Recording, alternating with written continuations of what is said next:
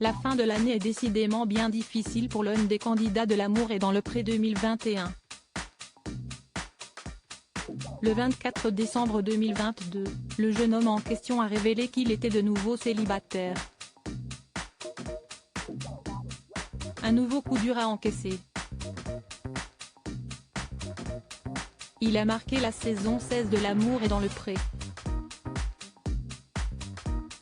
Son physique de viking et son côté timide ont vite fait réagir les fans de l'émission présentée par Karine Le Marchand.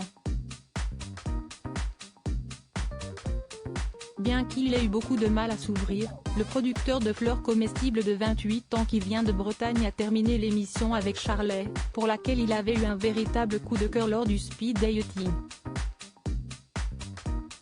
Mais, alors que le public les croyait toujours ensemble, Valentin a fait une terrible annonce le soir du réveillon de Noël. Je vous remercie pour vos messages de fête mais je dois vous annoncer que la relation entre Charlet et moi a pris fin. Je vous souhaite malgré tout de bonnes fêtes et plein de bonnes choses, aimez-vous, appréciez-vous, profitez des bons moments, je vous embrasse, a-t-il écrit. Pour l'heure, Charlet ne s'est pas encore exprimé sur le sujet. Et les raisons de cette rupture sont floues. On imagine toutefois que la distance qui les séparait a beaucoup joué. En effet, l'agriculteur ne pouvait pas déménager dans la région de Sabel à cause de son travail. Et la prétendante, qui est entrepreneuse, ne se voyait pas emménager chez son, désormais, ex immédiatement, car elle avait récemment lancé son cabinet de dentiste. Une année 2022 difficile pour Valentin. Valentin n'avait déjà pas le cœur à la fête avant cette rupture. L'été dernier, il révélait que la sécheresse mettait à mal son activité et qu'il risquait la faillite.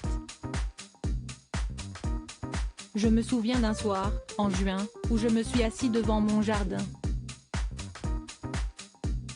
Je voyais tous mes fruits rouges brûlés, l'herbe brûlée. Je me suis demandé ce que j'allais devenir et je n'ai toujours pas réussi à répondre à la question. Heureusement que je suis logé chez mon père. Je me demande qui de l'infarctus ou de la vessie m'attend le premier au tournant. S'inquiétait-il lors d'une interview pour Ouest France fin novembre. Et, quelques jours plus tard, il écrivait sur Instagram, 2022 aura été cruelle, méchante, horrible.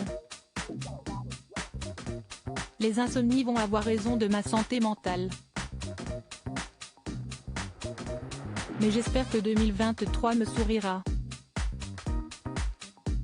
Ansel mon gamin. J'espère que les choses rentreront dans l'ordre et que mon plus grand souhait se réalisera mais je ne vais pas me plaindre ni me victimiser.